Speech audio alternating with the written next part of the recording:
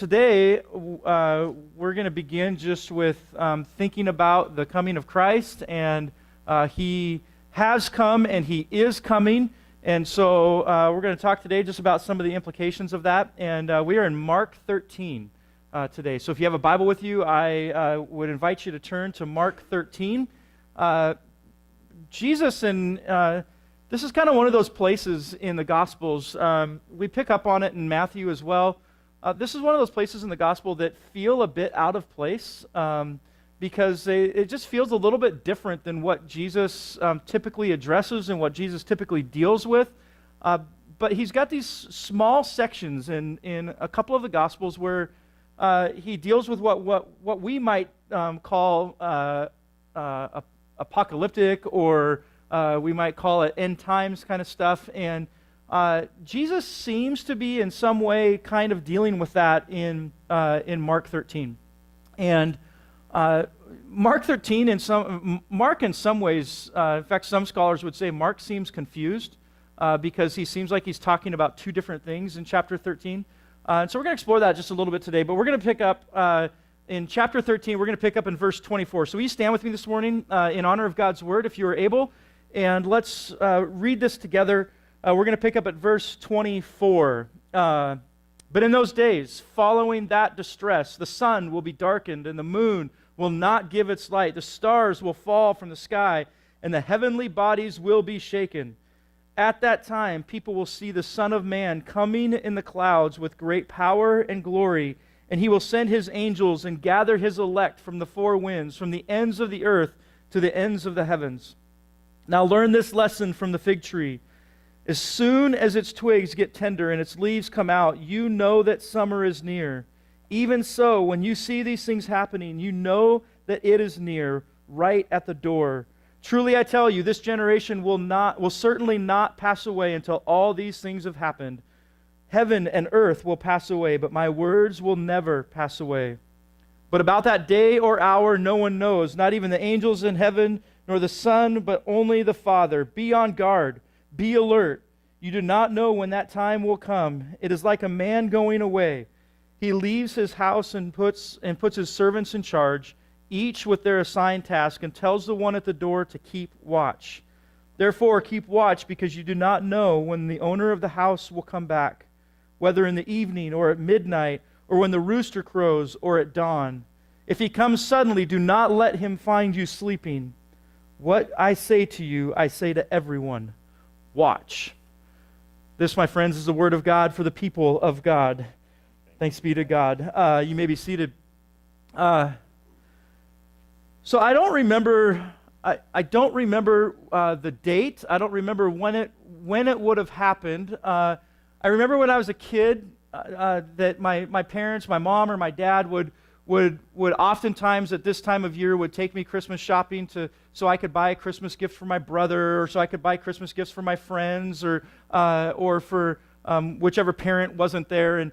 But I don't remember when the day was that I actually went for the first time on my own to go buy Christmas gifts. I was probably a teenager because I needed wheels to get there, but probably middle school or teenager, I for the first time would have gone to go buy Christmas gifts on my own. And ever since that day until this day, so however long that has been, there's something that has remained consistent. There's something that's remained very, very consistent about my Christmas shopping. Because here's the thing about Christmas. We know when it's coming, right? We know it. It doesn't surprise us. Christmas does. If you get surprised by Christmas, that's a you problem. It doesn't surprise us. The world around us, commercials, TV, everything around us. We know the date. We know what day it's going to happen. I actually thought Christmas would be really fun if we didn't know the date, and like every year our kids just got surprised. Like they woke up one morning and, hey, it's Christmas today. But we know the date. We know when it's coming. But every single year, when it comes to my Christmas shopping, it's as if I get surprised.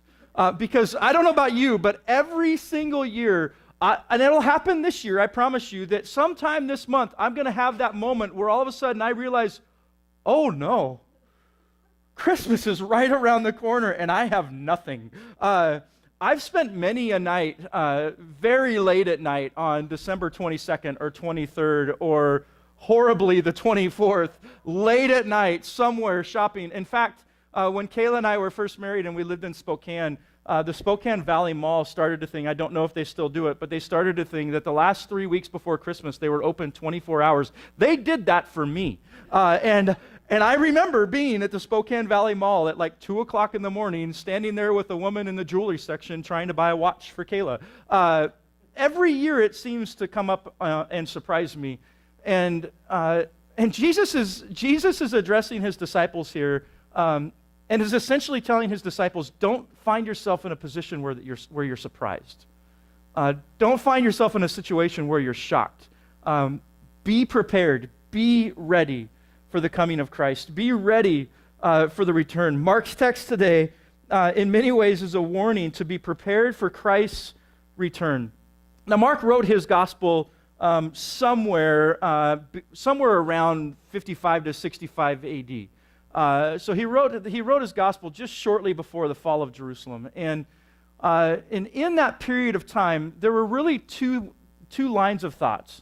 When it comes to this idea of eschatology, which is essentially the study of end times or the study of Christ's return, when it came to that, there was really two lines of thoughts. There were those who really adopted kind of an imminent eschatology mindset, which was essentially that they believed that Christ is returning and he's returning now. Like he's coming back within our lifetime, Christ is going to come back. Early on in his ministry, Paul probably adopted this idea. In fact, we can gather from some of his early writings that there was a sense. In fact, Paul, in some of his early writings, even said, don't even bother to get married, and don't waste your time with that because Christ is coming back. And there seemed to be a sense, even in Paul's writings, and many of the disciples had this sense that Christ was going to return soon. There was also another line of thinking. It was that we might just call it future eschatology, that really they began, for some people, they didn't correlate the return of Christ with the end of the world. But this future eschatology, those that kind of took to this line of thinking, began to couple the two together, that the return of Christ would be coupled with the end of the world, and that it was something that was distant in the future, that it probably wouldn't happen in our lifetime, and that they expected Christ's return to be somewhat of a culmination of human history. And in some ways, it seems like Mark is kind of dancing between the two. That Mark is kind of dealing somewhat with the two. In fact, if you read earlier in chapter 13, Mark records Jesus giving some descriptions of as he's standing in the Mount of Olives and he's looking at the temple and he's talking to his disciples. He's giving some descriptions of things that are going to happen, and particularly that are going to happen to Jerusalem and they're going to happen to the temple, and really everything that Jesus addresses is fulfilled in the fall of Jerusalem. It's fulfilled in the fall of the temple, and so there's a sense that many of the things that Mark references, that Mark looks at, deals with this kind of imminent eschatology mindset that Jesus is going to return and it's going to be really, really soon. And as things are beginning to kind of, especially when Mark's gospel would have been written, tensions were rising and tensions were increasing in Jerusalem, and Jerusalem hasn't fallen yet, but it's really close to coming to its end. And so there's somewhat of a sense in Mark's writing, but Mark also talks and he uses language about the Son of Man coming on the clouds, and he uses some of this language that might lend itself more to a future eschatology. But I would suggest to you today that perhaps Mark recognized that really neither one of these traditions had the last word. In fact, Mark makes the statement, statement when he says that nobody knows the time or date. Nobody knows the day or the hour when this will happen. Not Paul, not Peter, not Mark, not even us. Nobody knows when this is going to happen. And Mark gives this sense, as he records Jesus' teachings, he gives this sense in the way that he crafts his story, that it really doesn't matter whether it's imminent or whether it's future, whether it's now or whether it's distant. It really doesn't matter, but that he gives this sense that we are always to be waiting, that we are always to be preparing for the return of Christ. And I think that maybe what Mark is doing here is that rather than pointing us to one tradition or another, I think it's possible that Mark is actually pointing us to a new possibility. That rather than debating between these two possibilities, that Mark is actually pointing us to a new possibility that the primary advent of Jesus, so when Christ was born, that the primary advent of Jesus had already happened, and that all of our waiting and all of our watching should be shaped by that. That as we wait for Christ, as we look for Christ, that waiting should be shaped by the way in which Christ came originally, in the vulnerability of an infant, and in the vulnerability of a man that hung on a cross. And he tells this parable. Jesus tells this parable. Mark records this parable. It's a really short parable. It's just a couple of verses, but it's a short parable in the text that we read. And I think there's a possibility that in this parable, Mark is trying to craft something here, and he's trying to shape a story. And I think that perhaps in this parable, he's actually foreshadowing Jesus' journey to the cross. He's foreshadowing what's about to happen, not something distant and far off, but that right around the corner as Jesus goes to the cross. Listen to what Christ says. Christ warns in starting in verse 34. He says, it's like a man going away. And then he picks up in verse 35 and he says this. He says, therefore keep watch, because you do not know when the owner of the house will come back, whether in the evening or at midnight or when the rooster crows or at dawn.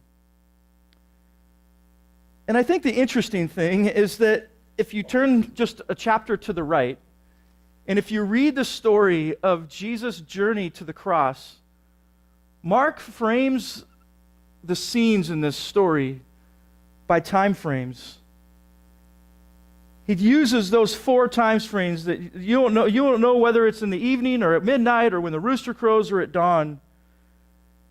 In Mark 14:17, at the Last Supper, he begins the scene with this statement, when it was evening, he came with the 12. Later on, a new scene begins when Jesus goes into the Garden of Gethsemane, when he goes to pray, and it's there that he's handed over, that he's betrayed by Judas. But the scene begins that once again they came and they found them sleeping because their eyes were heavy. Jesus had gone away to pray and he left his disciples, but when he came back to them, he found them sleeping and because their eyes were heavy. And why were their eyes heavy? Because it was late at night. It was nighttime. And then later on in the story, at the close of the trial, Jesus is taken and he's taken before trial. And at the close of the trial, Peter does what? He denies him 3 times. And what happens on the third denial? The rooster crows, just as Mark mentions in chapter 13. And then in chapter 15, chapter 15 begins with the trial before Pilate. He was delivered to trial as soon as it was morning. So Mark draws on these same time frames to frame the story of the cross, to frame the story of Jesus' journey to the cross. And I think that Mark intentionally depicts Jesus as declaring his return as the moment that he is nailed on the cross. In fact, even earlier in chapter 13, the very images that he uses when the heavens shake and when the sun is darkened. Do you remember what happened at the moment that Jesus was crucified? The earth shook. There was an earthquake and the sun was darkened. The very images that he pulls from in chapter 13 happen in chapter 15. And I think that what might be happening here is as the world stands in shock, as we see God's love poured out on the cross for us and the world, I think that Mark is inviting us to imagine that whenever Jesus comes again, that our anticipation and our preparation should be shaped by his first coming. As I mentioned earlier, in the form of a vulnerable infant and as a man hanging on a tree. I think that Mark is inviting us to look for Jesus even here and now in those places of vulnerability, openness, and need. Jesus in this story, he challenges his disciples to be watchful. He encourages them to be watchful. The master leaves and he puts his servants in charge. And he leaves his servants in charge to carry out the work of the master. And he makes this statement. He says, don't let the master come home and find you sleeping. Don't let the master come home and find you doing nothing. But we are to be about, the instruction here essentially is that the servants are to be about the master's work. To be about the master's business. Now what is the master's business? It's kingdom work, right? It's to be about the work of the kingdom. It's why one of the things that we've articulated and one of the things that we've even identified as a church is that we believe that part of being the church is that we are a group of people that are seeking to advance the kingdom of God.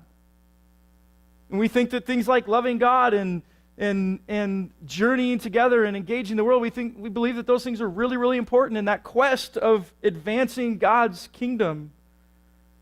And the beauty of it is that this kingdom work, God invites us to participate in it. He invites us to participate in this kingdom work. It's a really, really beautiful thing that when Christ leaves, when Christ goes away, he doesn't look at us and say, don't touch anything. My wife and I went to dinner the other night, and we stepped out into kind of an immense risk. Both of the girls were gone. So we put Hennick in charge. And one of the instructions was, don't touch anything. We don't want to come home to any messes. We don't want to. I'm kind of in the middle of a couple of projects in my house right now. I did not tell the boys, will you work on that stuff for me while I'm gone? Will you do some of that painting for me while I'm away? Will you take care of this stuff?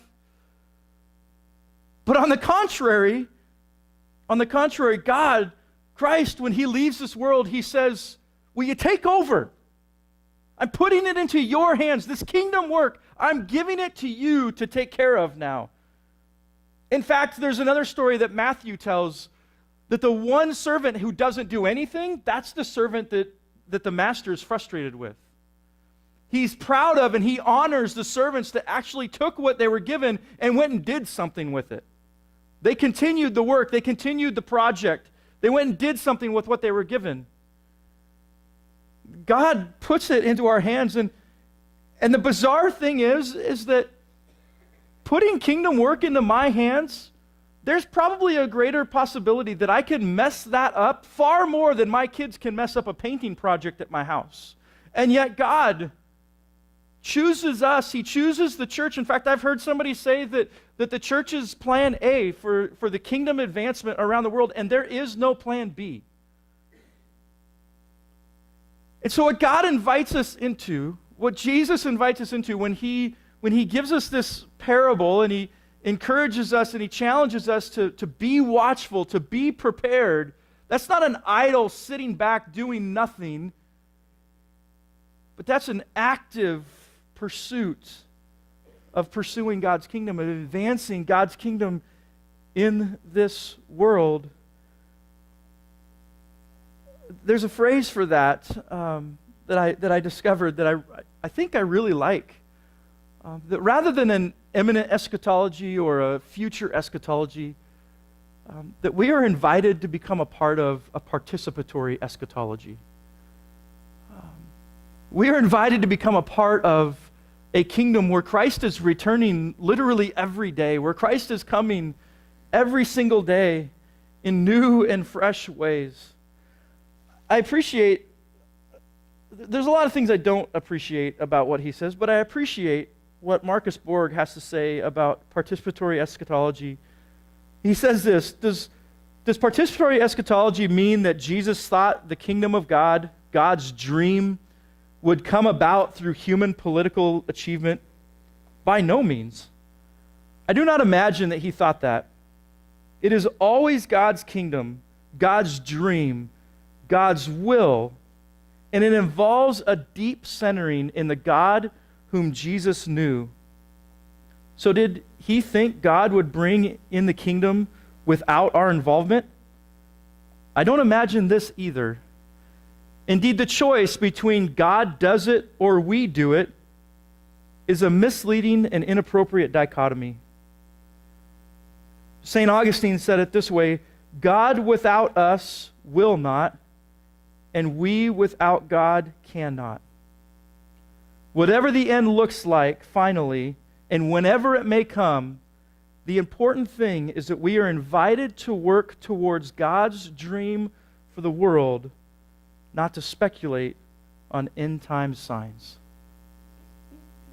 Did you hear that last sentence? We are invited to work towards God's dream for the world and not speculate on end-time signs.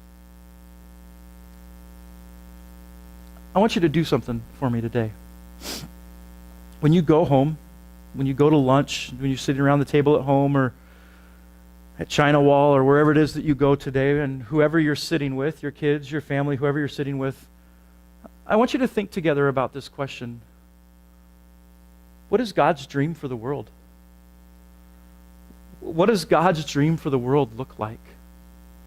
And then as you respond to that question, as you answer that question, I want you to imagine and realize and think, I'm invited to be a part of that.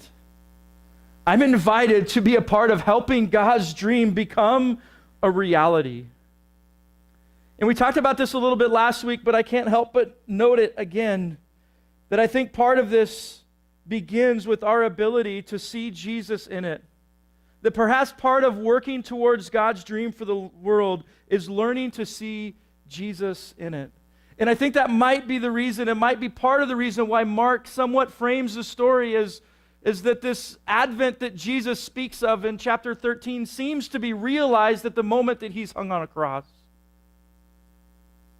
He crafts his story in such a way that Jesus fulfills his own words the moment that he breathes his last on the cross. So perhaps part of watching is keeping one eye on the skies as we await the ultimate return of Christ, but also keeping one eye down here. Keeping one eye on this earth and beginning to look for, not just do we see Jesus coming on the clouds, but do we see Jesus active and present in the world around us? Especially remembering the first Advent. How did Jesus come? He came in vulnerability. He came in openness. And so where today in that same vulnerability and openness do we see Christ at work? Do we see Christ moving? I shared this example last week, and it's such a good example that I can't help but share it again this week. That I think that was the key. That was the secret. The secret behind Mother Teresa being able to allow and work towards bringing God's dream into a reality. Was that she determined in her life that every single person that she saw, that she would look for them, that she would look for Jesus in them. That she would see Jesus in them. That just as Matthew 25 says that just as you have done to the least of these, you've done to me, that Mother Teresa had this sense of every single person she came in contact with, that she's not going to look at them as Joe or as Bob or as Rachel, but she's going to look at them as, that's Jesus. That's Jesus. She sought to see Jesus in absolutely everyone. So I want to invite you this season, as we begin this season of Advent, that we might determine, that we might intend, that we might work towards this being a season of watchfulness. In fact, I would encourage you in the list of things. In fact, I was talking to my wife last night about an idea that I had, and it was something that would require pulling some people together multiple times to pull it off. And she kind of reminded me that this is a really bad season of time to do something like that. This is a really busy season with parties and with dinners and with school programs and with all of the stuff, with shopping, with all of the stuff that we have going. But I think one of the things I'd like to invite you into this year is that we would enter this season with a sense of watchfulness. That perhaps this would be a season and maybe you could do it this way. Maybe as you look ahead to this season that you might make a list of things that will occupy your time, that will occupy your Advent season.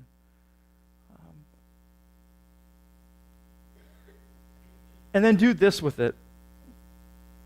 Maybe take that list of things that you look at, the school programs and the shopping and the dinners and all of this stuff, and to think and discuss with one another, with your families, and think and discuss with one another how you might be more attentive within those things that you're already doing. How might you be more attentive to the vulnerability and the need of those around you? Or to say it another way, to take those list of things and to just simply ask the question, in what way is Jesus present in these things?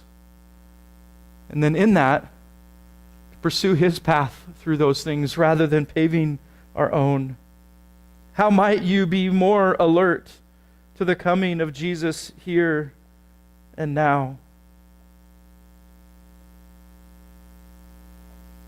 And where might you see Jesus in all of those things this Advent season? If you're a parent in the room, one of the things that I would challenge us with and challenge myself with is how do we help our kids journey through a season like this? And I don't want this to be, a lot of times this can become the moment where we guilt trip ourselves and all of that kind of stuff. And I don't want to do that. But I want to encourage us, and I want us to think about, when we think about how we're teaching our kids and the things that we're already doing, how do we help our kids see Jesus? How do we help our kids see the vulnerable and the needy around us? What are some of the ways that we can even maybe recraft the way that they see that? We obviously live in a culture that shapes our kids to want more and more and more. Not every one of them yet, but most of my kids have already come to me with their Christmas list. They haven't come to me with the list of things that they want to do for others. How do we reshape that? How do we help our kids to develop eyes for the vulnerable and the needy? How do we help our kids to look for Jesus? And so I want to encourage us as we do that ourselves, as we wait, as we expect, as we anticipate the coming of Christ, how can we also help the ones around us to do the same thing? How can we help the ones around us to seek the same thing? I want to invite you to bow your heads with me for just a moment this morning.